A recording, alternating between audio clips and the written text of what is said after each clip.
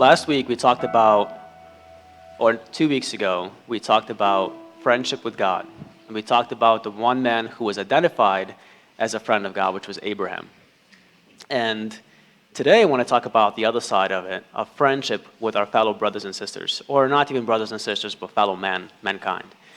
And we were created by God for God, but we were created to dwell amongst each other. We were created to need each other, to feed off each other, to relate to each other, and it's not one or the other. I believe God has created us to function with both, meaning that a relationship with Him and a relationship with each other. And that's going to be the most fulfilling place for a human to be. But what we see over the course of recent history of maybe 30, 40 years, or 30, 35 years, is actually a decline of human relationships in general. And they do these studies where they study loneliness or friendship, and they have coined the term of friendship recession. Because over the past 30 years, 35 years, from 1990 till today, the institution of friendship has been neglected and has been kind of declining. And it's been declining in every single race, in every single age category, in every single, it's in the United States, so kind of across the states, it's been declining in every place. And what that has produced is a lot of loneliness. And in 2018, the national survey by Cigna did a survey and found that half of the United States adults feel alone. And 40% feel like that the relationships they have are not meaningful and they feel isolated. And they have found that, and some of these trends, it's not a change of who we are as humans, a lot of it's a change of circumstance. So it's a reflection of where we are in our times. For a lot of us, we're not as stationary as we were 100 years ago, meaning that it's not a big deal for you to move to California next year, right? You just take a flight, drive over there, or to move across to a different country. We migrate. I forget what's the term when nomads, right? We're more like nomads nowadays. But every time we migrate, we start from scratch. So there's that aspect. We also, more than a quarter of the population in the United States lives by themselves. This is the highest it's ever been. More than half of the population is unmarried. Also the highest it's ever been. And we also have various things like social media that gives the illusion of friendship without actually the fulfillment of it. We have things like celebrities, where you get to know somebody so intimately, you know their likes, their passions, their dislikes, you watch interviews, but there's no relationship there, They don't know who you are, okay? I don't know what your favorite sports figure is, but trust me, he does not know your name. Doesn't matter how much you learn about him. It doesn't fulfill the need for friendship. So we have these circumstances that have created a society that is deeply lonely and yearning for friendships. And there is a danger of loneliness.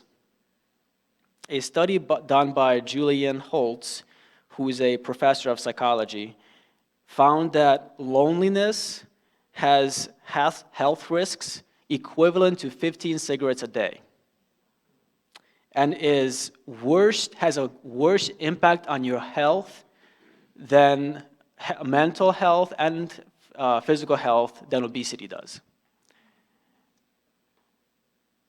It has another study by Stephen Cole, who's a professor of medicine at the University of California. He did a study on the immune system, studying the white blood cell and the portion of that stimulates immune system, help you fight off diseases. And he found that those who are lonely and suffer with that, they actually produce less of the stuff in your blood that fights diseases. So they have higher inflammation and decreased expression of genes involved in antiviral responses. So your immune system starts to shut down in states of loneliness. In 2016, another study was done by Newcastle University and found that loneliness is linked to a 30% increase risk of a stroke. 30%. And other heart disease as well. And then University of Florida did a study that found that you have a 40% higher risk of dementia if you struggle with loneliness. But half of the people in our country, half of the people that we deal with, it's a common everyday thing where our society as a whole, we struggle to build and maintain relationships. And therefore we live in loneliness. And this is I'm gonna talk about this as far as what your role is in that. But they found that loneliness increases what they call the risk of premature death by 100%, meaning it doubles, up to doubling your premature death in every cause of death category. It increases it by 2.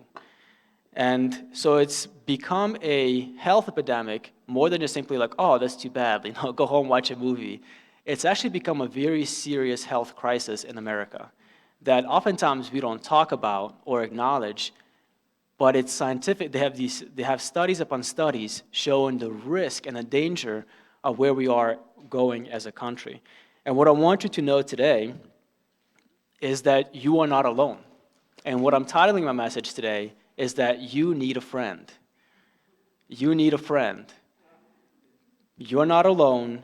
You need a friend. When I came to college, and they took all of us freshmen and put us into an auditorium, and they stood up and they said, hey guys, you're gonna have a roommate.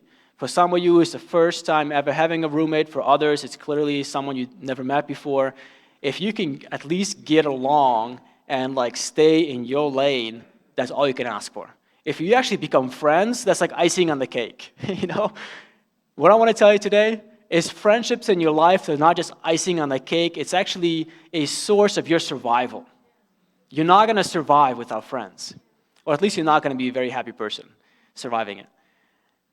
Friendships is something that we were created for.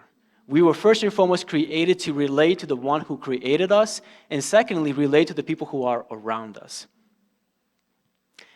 As we looked at Abraham last week, and we talked about the friendship that he had with God, and I believe that Abraham was called a friend of God for 3 reasons. Because he knew God's love, he knew God's favor, and he knew God's suffering. And a friend is someone who shares both the joys and the sorrows of your life and is bound to you by love. Today I want to talk about Jesus and use him as a model of how he built friendships with the people around him. Because he clearly had a relationship with God, right? He was part of the Trinity. But he also gave us a model, and we can learn from how he related to the people around him.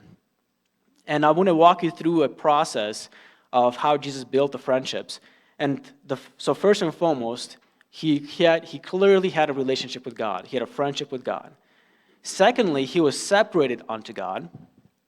And then he built relationships with other people. And fourthly, he drew from God, or drawing on God. So friendship with God. In John 32,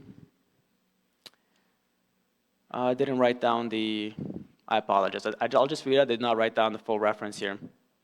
So this is where Jesus is baptized, and he comes out of the water. And John gives, and it says, John gave this testimony. I saw the Spirit come down from heaven as a dove and remain on him. And I myself did not know him, but the one who sent me to baptize with water told me, the man on whom you see the Spirit come down and remain is the one who will baptize with the Holy Spirit. I have seen and testify that this is God's chosen one.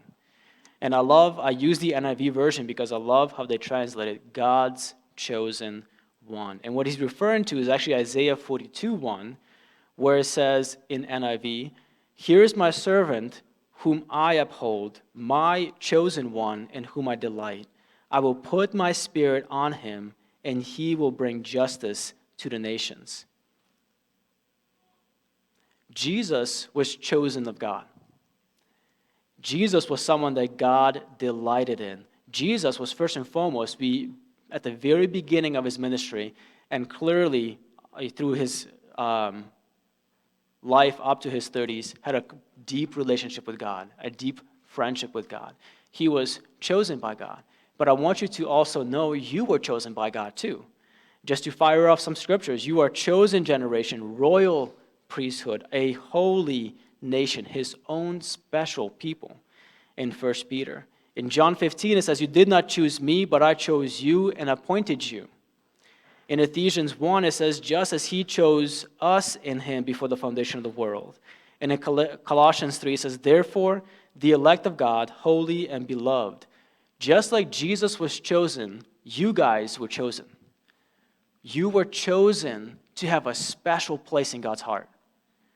And this is not like, yeah, I'll take the entire globe and have a special relationship with them. I think God is big enough. He chose you. Just like it says in Isaiah, he chose Jesus to be someone that is chosen, that he delights in. He has chosen you to connect with you, to delight in you, to relate with you.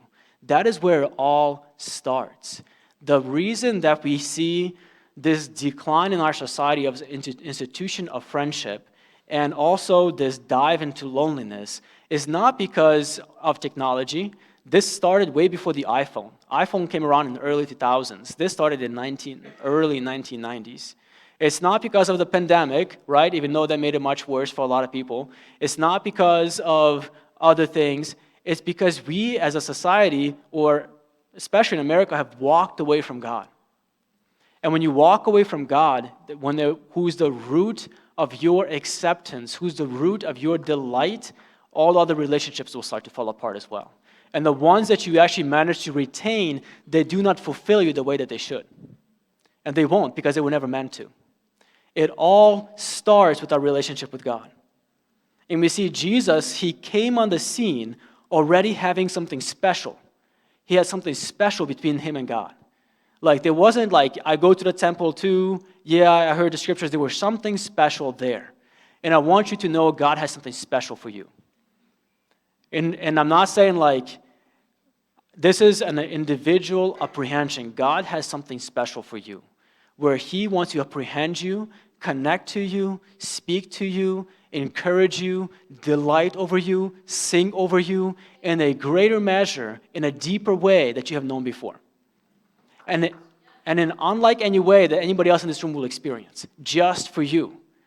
And you know, if you have experienced that, you know what I'm talking about. You know what I'm talking about when you go into a certain place and you just experience God beyond the Sunday morning. You know that maybe it's a walk, maybe it's a drive, maybe it's worship in the kitchen, maybe it's friends at the coffee shop. It doesn't matter what it is. There's a relationship with God where he wants to connect with you in a special way. And that is the foundation of relationship. That is the foundation of every friendship. That is the foundation. It's the foundation because it's the foundation of love. Until you have connected with God, you haven't connected with love. So you're going to be seeking for fulfillment from other places, and it's always going to be falling short. And for a lot of our generation, they have tried. Okay, it's not the problem with people is not that they're incapable or they're not trying. They're trying and they're trying hard, but they haven't been able to find it. And they haven't been able to find it because they have walked away from God. Either because they chose to walk away or they simply have never found him, never heard of him, never surrendered to him.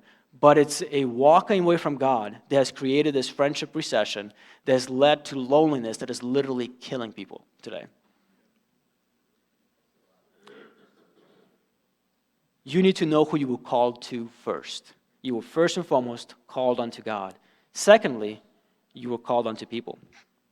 But it's interesting how right after the baptism, right after this declaration of voice thundering from heaven and saying, "This is my beloved, chosen, in whom I am well pleased," It says this in Matthew 4:1.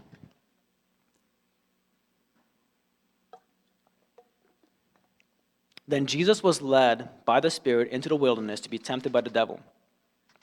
And when he has fasted 40 days and 40 nights, afterwards he was hungry.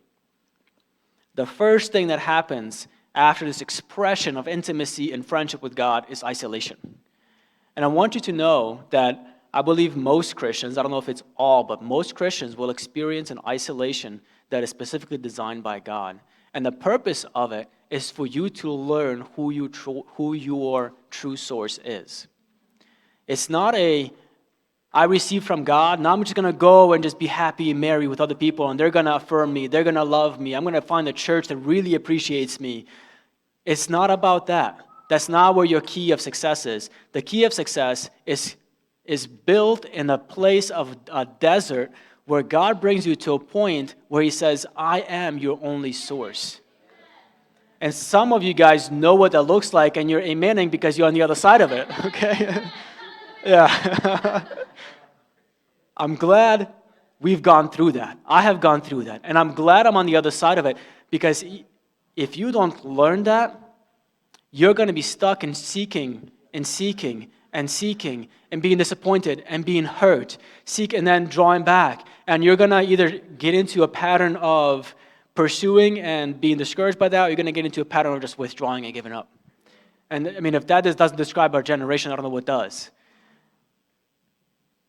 But Jesus was drawn into the desert, and it says he was hungry. And the devil tempts him. Jesus says, you shall not live by bread alone, but by every word that proceeds from the mouth of God, quoting a scripture from Deuteronomy. What happens in that place is you learn to hear God's voice. And Jesus says, my sheep know my voice, and they follow me.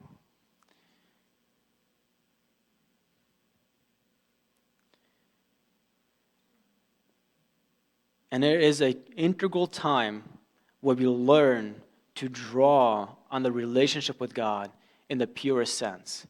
And for many of us, it's out of desperation, not so much just simply like a passionate desire.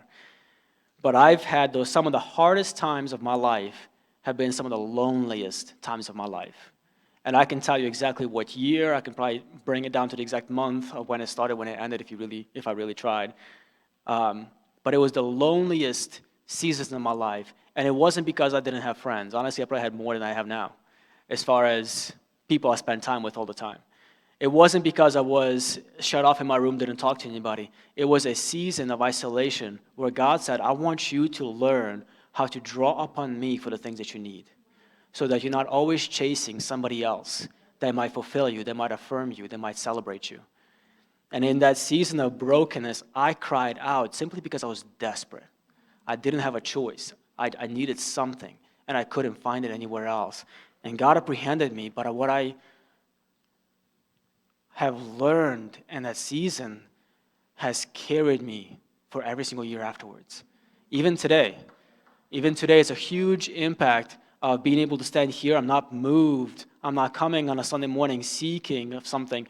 I'm not texting you guys, saying, please celebrate me for something, because my satisfaction comes from God, which I learned in the hardest places.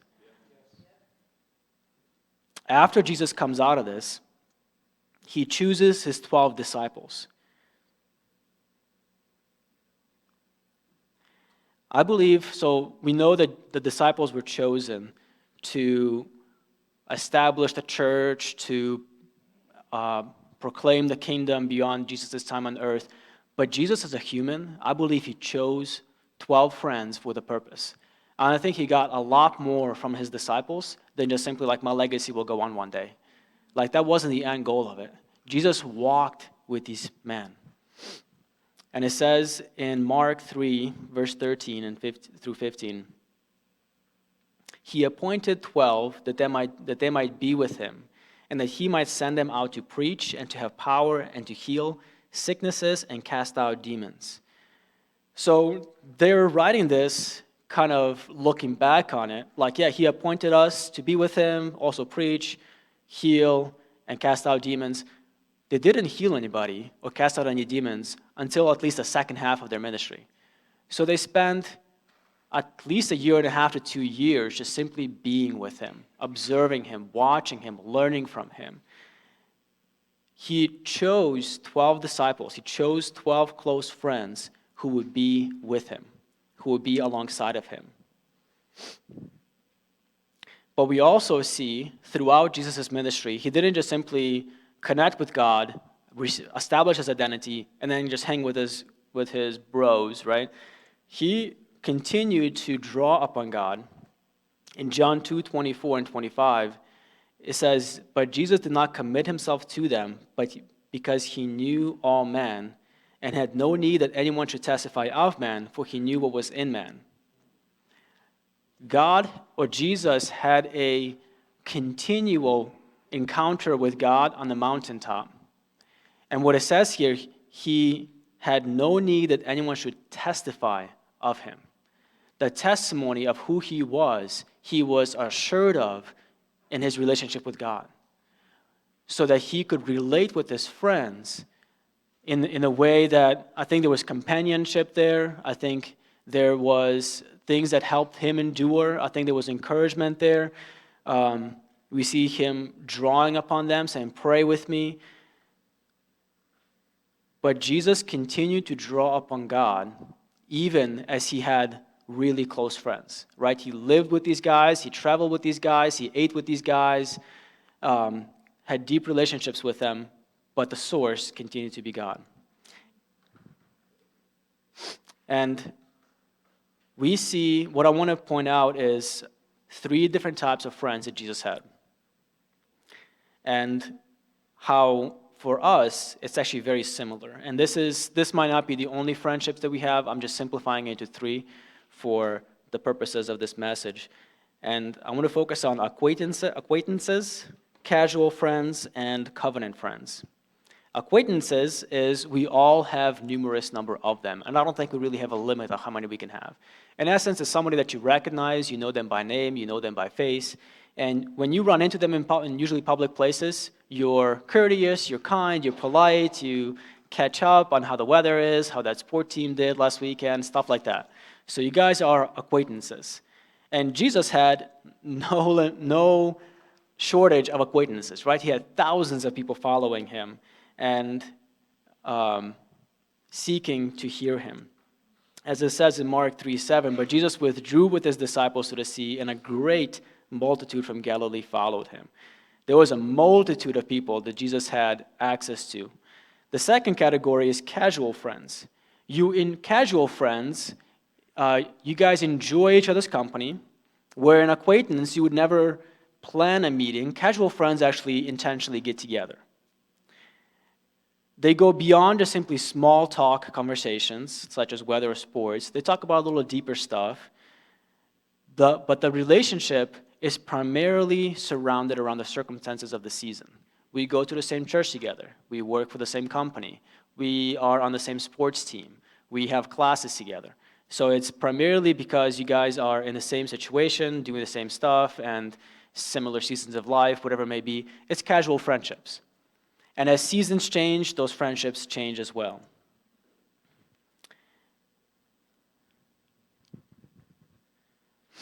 Jesus had, like what I'm going to call the 70 that Jesus had, I'm going to call them casual friends. They were close, they were around, they were intentionally following Jesus, but they weren't the 12. And in Luke 10:1, we see this instance where after these things, the Lord appointed 70 others also and sent them 2 by 2 before his face into every city and place where he himself was about to go. So Jesus had 70 casual friends who he relied on, and obviously he sent out to represent him. And then we have covenant friends. And covenant friends is similar to the casual friend, except for at some point there is a communication that takes place that this relationship is going to be pursued and fought for regardless of the seasons of life. And for those, very few people actually walk out covenant relationships. But covenant, I don't think was just meant for marriage. We see covenant relationships in the Bible quite a bit as well. And covenant relationships is the ones that if you leave the state, it's not someone that you don't touch base with at all, right? It's a relationship that endures. It's a relationship that persists. And we see this take place in John 6, verse 66, where Jesus talks about his body being food and his blood being drink. And a lot of his disciples are like, what is this supposed to mean? And it says, from that time, many of his disciples went back and walked with him no more. Then Jesus said to the 12, do you want to go away? Do you also want to go away? But Simon Peter answered, Lord, to whom shall we go? You have the words of eternal life. And we have come to believe and know that you are Christ, the Son of the living God. You know, I think I love Peter's boldness and enthusiasm, but he probably had no clue what Jesus was talking about. He was like, drink my blood, eat my flesh. Like, obviously they took it literally because they walked away and they were like, this is crazy. What is that supposed to mean? Peter was like, he didn't say, I gotta stay because I get you. Like, I know what you're saying. He said, I'm gonna stay because I believe in you. I believe in who you are. What covenant does is it enables a relationship to endure through challenges of life, which every relationship faces. But what covenant also does is enables you to be fully known and fully loved. Very few of our relationships are fully exposing. But the fulfillment of a relationship is when you are fully known and you are fully loved. Before God, it's easy to get there because you're already known whether you shared or not. You're already accepted whether you messed up, whether you have improved tremendously or made small progression in the past few years. You're already known. You're already accepted. You're received. But with humans, we don't necessarily have that automatically, right? Covenant friendships is a place where we can go, where we can be our truest selves, fully known, fully loved. And if I was to desire something for you guys, is for you guys to have covenant friends. We need acquaintances, right? We need casual friends. Covenant friends is a true treasure. And covenant friendships happen because at some form, in some way, there was a communication that relationship was going to endure. So how do you go from acquaintance to casual friend, from casual friend to a covenant friend? The first thing, acquaintances is entirely based on your environment. Meaning that if you're on Wegmans and you run into somebody, it's environment-based, right? If you're at work and you walk past somebody in the hallway that you know and you say, hi, how you doing, how's your parents? It's environment-based, right? You just happen to run into each other at the same time in the same place. So the first thing that you want to do is, if you want to start building relationships, is be intentional about your environment. Be intentional about where you are. Be intentional about where you go. Showing up, just like many things, is half the battle. If you if you spend all your time at work and nowhere else, you know where your friendships are going to be built? At work. If you have buddies on a sports team that you guys play golf or go out and do other things, that's where your friendships are going to come from. The first thing to do to build relationships is showing up. In the church, I encourage you guys to show up. You want to be among people, or you want to grow in Christ, show up and be among people who are pursuing God fervently.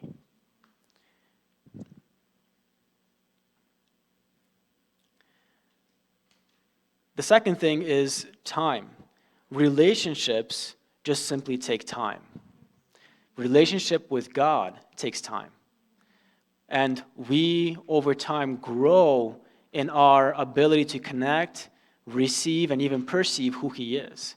So wherever you are on your journey, I want you to know that God has more for you than what you have apprehended so far. Whether you've been walking with God for 5 years, 40 years, it doesn't matter. God has more for you to apprehend. The longer you have been, the closer He becomes. So He can if you continue to pursue Him. But it's the same thing with relationships, is that there are certain things that just simply take time. And we can't overburden it with, like, I need to have a friend tomorrow. if you want to be someone who has friends, it's not as simple as just be friendly and you'll get lots of friends. There's an intentionality behind it. It's an intentionality to be in the right place at the right time. It's an intentionality to invest time, not say next time I'll run into you at Wegmans or next time I'll see you on Sunday morning next week or whatever. There's an intentionality that takes place in order to build those things. And when I talked about the institution of friendship declining and loneliness really increasing in our country, there's one caveat, there's one exclusion, and that's in every field, those who regularly attend church experience significantly less loneliness than those who do not, or those who come frequently or don't come at all. The church, and that's why I say it's because the country has walked away from God that has experienced this phenomenon, but the church is the place where loneliness has had the least impact, statistically speaking. And yeah, we can give God a shout because He put us in a house of family. He put us in family so we can experience that comfort. But if that's true, the loneliness that you guys might be experiencing or the friendship or lack of them that you may have, you got to understand, you are at the top of whatever that bar is. The rest of the world, they're not in a room like this with lots of friendly faces. They're at home, doing what? Sipping on coffee, watching the news, playing some games, whatever it is that they do on a Sunday morning. But they don't have a community like this. So when it comes to apprehending the world, apprehending this next generation, I believe that's key. Friendships, drawing people in as a friend, loving them as a friend, accepting people before they believe, so to speak, right, as we talked about a few months ago, is the key to apprehending this next generation.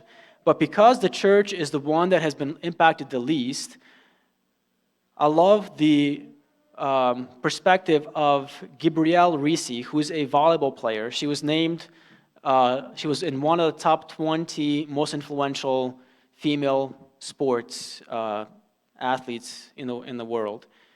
And in one of her interviews, she was asked, like, what would you recommend to just the viewers, this generation, etc.? And she said she would recommend to always go first. And she said, and so that means if I'm checking out at the store, I say hello first. If I'm coming across somebody and make eye contact, I smile first. Be first, because not all times, but most times, it comes in your favor. As a church, you need to be willing to go first. To go first, to reach out, go first to befriend, to go first to encourage, be first to smile. When I first came to Alpha, Jerry was always the one that was encouraging about passing out smiles. Be the first to engage, because there's a world out there that is desperately lonely. And for a lot of people, they're okay with it. For others, they're searching for something. But there's a world out there that is desperately lonely. And we as a church need to be willing to go first to apprehend them and bring them into a place that God designed them to be fulfilled. The benefits of friendship. The first is endurance. In Matthew 26:36, then Jesus came with them to a place called Gethsemane and said to his disciples, "Sit here while I go and pray over there." And he took with him Peter and the two sons of Zebedee, and he became to be sorrowful and deeply distressed. Then he said to them, "My soul is exceedingly sorrowful, even to death. Stay here and watch with me." He went a little further and fell on his face and prayed, saying, "Oh, my Father, if it is possible, let this cup pass from me. Nevertheless, not as I will, but as you will." When Jesus was in the greatest trial of his life, which was leading up to his betrayal and his death, he chose close friends to be with him, to pray with him. The friendships that you intentionally build or neglect to build will determine how far you go. What God has for you and where God has taken you, you cannot make it there on your own. And marriage is great. Marriage is the first place that it should start, but it shouldn't end there. We need multiple friends in life. Jesus had 12, but the reality is that all of us have different capacities of how many friends we can handle. But it's not 20, it's not 50, it's not 100, it's going to be a few close friends. But you got to figure out who those are, and you got to intentionally invest to build them. And be cautious of who you choose, because the second benefit of friendship is amplification. They will amplify what is in them into you. Or the things that you guys find in common, it will be amplified, right? So if you come together and it's like you don't necessarily gossip with other people, when it's this person, it's like, man, you're always talking about other people. Because there's an amplification that takes place of what the two of you guys have in common. Now, but if you guys come and you guys are both studying the Word and trying to figure out something, there's going to be an amplification of that, of going deeper in the Word. Or if there's an amplification of speaking encouraging things, an amplification of kindness, joy, hope, vision for the future, that what you guys have in common will be amplified. So be cautious with the friends that you choose, because they will amplify that which is in common between the two of you guys. And the third is fulfillment. I think there's an aspect of how God made us. He desires us to be fulfilled. And this is why He placed us in families. And it's not just simply the family that you have or the family that you're friends with, like a host family, but it's the church. He placed us in a family. He placed us in a place where we can be fulfilled, we can be known, we can be celebrated. So I want you guys to know that here in this house, you are loved and accepted regardless of your flaws. Not that we're going to say, like, that's totally cool, be who you are. We are all coming to this altar to receive from Christ. And this is a family where we want to be fully known and fully loved. Not fully known and fully accepted, like, don't ask me to change, but fully known, fully loved, where there can be fellow brothers and sisters who will lead you to the altar, lead you to encounters that they have had, and amplify that which they have received from the Lord one-on-one. They will amplify that in your life. But there's also a risk of friendship. Many people are in a desert place, not because God has separated them unto Himself, but because they are actively hiding. Many of us, when we experience hurt from friendships can be messy. They will fall apart. There's actually a great deal of risk of building a friendship because it can hurt. And the deeper of a friend that you have, if it breaks, it will actually cause you a lot of pain. But just because there's risk doesn't mean you shouldn't go after it. There's great risk in business ownership, but you guys should go after it. There's great risk in going to college, obtaining a degree, but I think it's a good thing to obtain one. There's great risk in things that we do, but we absorb the risk because it's worth the reward. And for those of you when we're hurt and are hiding, it would be naive of me to say, be friendly. Those who have many friends are first friendly, as it says in Proverbs, and you'll be okay. There is a place where you need to encounter God for yourself. There's a place where you need to encounter God and have Him heal, have Him restore, have Him love and cover things in your life which will enable you to go out and relate with other people. But as long as we're walking hurt or wounded, we will draw away from the very sources that will heal us. First of all, it's God, and second of all, it's the people around us.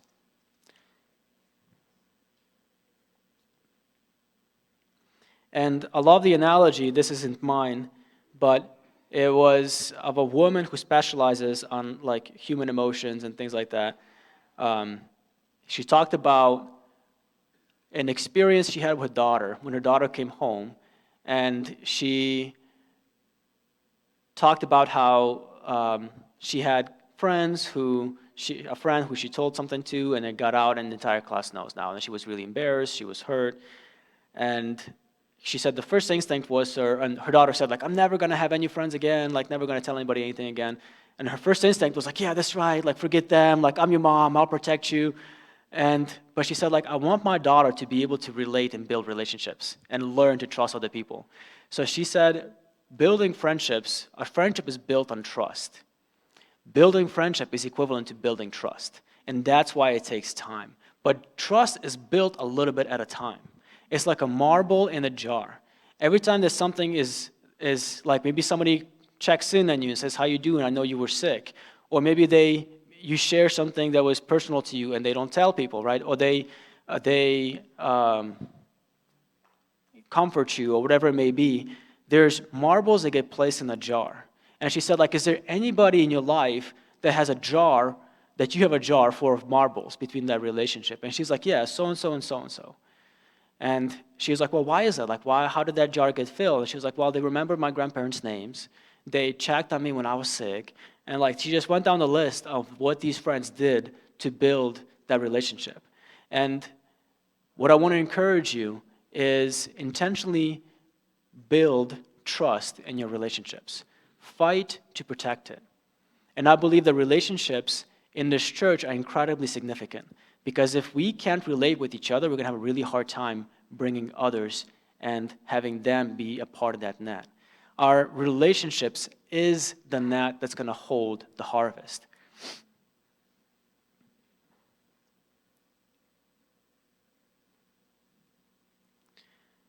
So today, I'm gonna close with this. So Anna, you can come on up.